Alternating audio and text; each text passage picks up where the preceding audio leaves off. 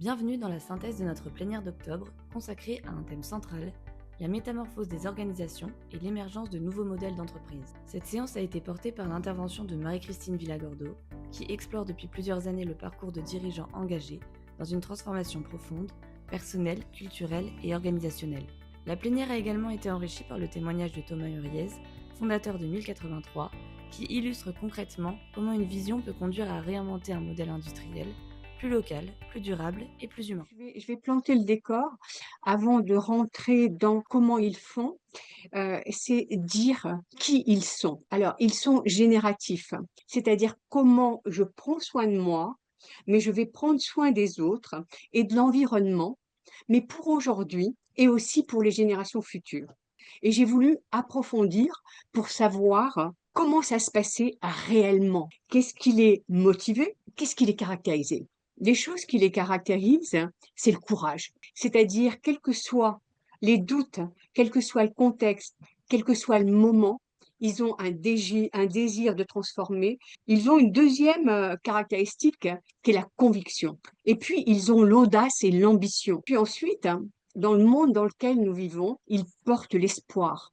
Les chefs d'entreprise qui sont génératifs et qui font le chemin pour faire émerger un nouveau modèle d'entreprise, c'est-à-dire la métamorphose, bouleversent les choses.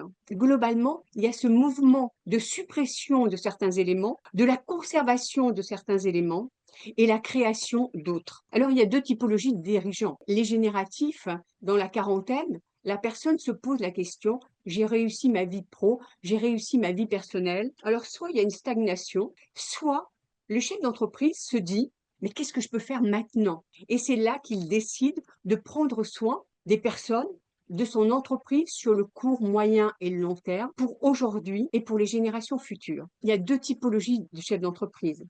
Les jeunes chefs d'entreprise comme Thomas, qui ont une conviction chevillée au corps et qui se lancent dans l'entreprise avec un désir de transformer. Et puis, il y a les entreprises qui sont beaucoup plus anciennes et qui fonctionnaient de manière traditionnelle et qui, à ce moment-là, quand le chef d'entreprise se met en mouvement, il va, comment ça s'appelle, transformer son entreprise. Mais en transformant son entreprise, il enclenche 4 bouleversements. Un bouleversement culturel, un bouleversement cognitif, un bouleversement comportemental et un bouleversement temporel. Le bouleversement culturel, c'est que le dirigeant, face aux phénomènes, face aux enjeux et aux défis, il va s'ouvrir. Alors, il y a plusieurs types d'influence. Il y a les lectures, il y a le film, et puis il y a les réseaux de dirigeants. Et puis je m'aperçois que certains dirigeants osent. Il y a d'autres influences que sont les salariés. Et puis, quelquefois, c'est la famille avec les enfants. Les enfants qui ont conscience des enjeux et des défis et qui interpellent les parents sur qu'est-ce qu'ils font dans leur entreprise. Et puis, il y a le marché avec le client, les fournisseurs, les nouvelles normes. Et puis, depuis quelque temps, mais il y a les investisseurs. Et donc, l'imbrication de tous ces phénomènes d'influence, le chef d'entreprise va se laisser toucher. Il va avoir un travail d'introspection en se posant la question, mais qu'est-ce que j'ai envie de faire maintenant? Cette introspection va lui permettre de réfléchir et de s'engager différemment en changeant son business model. Et là, on arrive à un changement cognitif et comportemental. Le bouleversement cognitif, c'est comment je vais douter de ce que je sais, comment je vais désapprendre. Qu'une croissance infinie dans un monde où les ressources sont limitées, ça marche pas. Et le bouleversement comportemental, ça va être l'associativité. C'est la capacité du dirigeant à créer les liens. C'est comment, de la diversité des points de vue, des contradictions, eh bien finalement, je vais les mailler ensemble pour réfléchir et innover. Et puis depuis à peu près une vingtaine d'années, on a découvert qu'il y avait l'intelligence émotionnelle. Et l'intelligence émotionnelle, tout le monde ne la reconnaît pas. Et il y a une troisième intelligence, c'est l'intelligence corporelle. Qu'est-ce que je ressens? Et le quatrième bouleversement, c'est le bouleversement temporel. Le processus de métamorphose se fait sur le temps long, parce que ça repose sur l'être humain, parce que justement, il repose sur l'évolution des mentalités.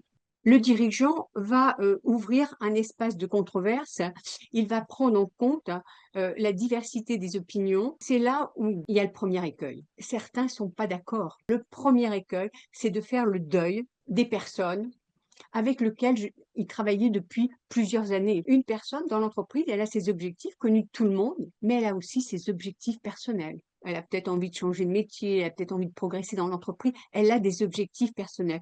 Donc, c'est comment je vais laisser l'espace pour comprendre ce qui se passe, mais comprendre aussi les non-dits, ce qu'il y a derrière les mots. En règle générale, les chefs d'entreprise génératifs font beaucoup d'interventions pour parler de ce qu'ils font.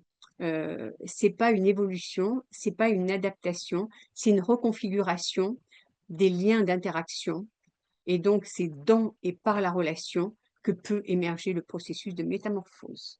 Bonjour à toutes et tous. Donc, je vais me présenter rapidement. Moi, j'ai 44 ans. J'ai créé mon entreprise il y a 18 ans, lassé par l'informatique qui m'ennuyait. J'ai exercé 4-5 ans comme commerçant. Et donc, comme je voulais du sens dans mon boulot, parce qu'on travaillait tous au moins 7-8 heures par jour pendant au moins 40 ans, ça me désintéressait totalement de travailler pour quelque chose qui n'était pas aligné avec mes convictions. Je connaissais rien à la mode, mais tout le monde est bien obligé de s'habiller, donc c'est quand même un domaine assez intéressant quand on veut partager ses idées, puisque d'une manière ou d'une autre, quand on consomme, on fait une part du monde dans lequel on vit. Et comme il y avait des marques éthiques, j'ai cherché à distribuer des marques éthiques. J'ai appris ce métier de commerçant sur le tas. Ça m'a permis de passer du mépris pour la mode, tellement c'était symbole de surconsommation, à une vraie passion. Même quand on n'aime pas la mode ou quand on ne s'y intéressera pas, on ne serait pas à l'aise dans les habits d'un autre. Donc ça veut bien dire que c'est important même quand on n'aime pas ça. Au bout de 4-5 ans de ce métier de commerçant, je me suis aperçu que tout le monde était pour l'écologie et l'éthique à partir du moment où il en voyait et il en vivait les conséquences. Et donc j'ai compris à cette occasion que la proximité était le premier facteur de responsabilité ou d'irresponsabilité. Et en fait, je ne parle même pas d'irresponsabilité, je parle d'arresponsabilité. C'est-à-dire qu'en fait, quand les conséquences de nos choix de vie du quotidien sont loin de nous, c'est même pas qu'on est irresponsable, c'est qu'on n'est même pas en capacité de prendre ses responsabilités tellement on ne mesure pas les conséquences de nos choix. Donc ça, c'est plutôt encourageant parce que ça veut dire que les gens sont plutôt vertueux à partir du moment où on leur met sous le nez les conséquences de leurs choix. Sous le nez, ça veut dire peu de distance en kilomètres, ça veut dire peu intermédiaire, ça veut dire pas beaucoup de distance dans le temps et pas beaucoup de distance dans le cerveau, c'est-à-dire je comprends le lien de cause à effet entre mon choix et puis ce qui se passe derrière. Si je vois pas le lien, si c'est trop complexe, en fait, je vais passer à côté de ma responsabilité. Et le deuxième truc que j'ai capté, c'est que c'est bien beau de mettre des belles idées dans des vêtements, mais si les vêtements sont moches, les gens vont pas les acheter. Donc, quand mes fournisseurs ont fermé parce que les marques éthiques entre 2007 et 2012 étaient très ethniques et du coup pas très populaires en termes de style, du coup, j'ai décidé de mettre ces mêmes idées dans un projet plus court, plus proche, pour que ce soit plus engageant, et avec un vêtement que tout le monde porte, quel que soit son âge, sa religion, son pouvoir d'achat, ses convictions politiques, tout le monde porte des jeans. Et donc c'est comme ça que j'ai lancé 1083 en 2013. On est retourné chez les quelques industriels qui nous avaient fait confiance, un tisseur dans la Loire et un atelier de confection à Marseille. À l'époque, on était deux, mon frère et moi. On faisait 200 000 euros de chiffre d'affaires. Aujourd'hui, nous sommes 70. Nous faisons à peu près 8 millions d'euros de chiffre d'affaires. Et notre plus gros enjeu pour nous, c'est pas de vendre, puisque aujourd'hui, nous fabriquons 50 000 jeans par an, ce qui est énorme, puisque c'est 500 fois l'objectif originel. Mais à l'échelle de notre marché français, c'est rien du tout, puisque nous, tous consommateurs français, nous achetons 67 millions de jeans par an. L'image, l'émotionnel qu'il y a derrière un vêtement ou sa marque est beaucoup plus important que la qualité du vêtement ou que son lieu de fabrication. Nous, qui vendons des jeans qui coûtent 3 ou 4 fois plus cher, même 5 fois plus cher à fabriquer que Levi's, si on veut les vendre au même prix que Levi's, notre seul moyen de le faire, c'est d'être léger en distribution. Donc, peu de marketing, peu de pub et peu d'intermédiaires de distribution. Sauf que quand vous mettez peu de moyens dans la distribution et dans l'image, eh ben, il vous faut trouver d'autres leviers pour vous faire connaître. Le truc qui vous reste, c'est que les gens qui vous entendent aient envie de parler de vous et par le bouche à oreille ou par le buzz sur les réseaux sociaux, ça surengage tout le monde. Donc, tout cet écosystème qu'on a construit, qu'on a appelé la perma-industrie, repose sur la proximité, l'engagement, les interconnexions les uns avec les autres. Et c'est pas du tout un modèle économique de bisounours C'est simplement le modèle le plus robuste, le plus durable, le plus simple si on veut vraiment durer. Par exemple, chez 1083, une manière de se limiter, c'est de ne pas chercher à vendre un maximum de jeans à un maximum de clients, ce que font toutes les marques de mode. Mais nous, c'est de vendre à un maximum de clients le minimum de jeans. Nous, on rêverait de vendre des jeans 1083 aux États-Unis, en Allemagne ou en Chine.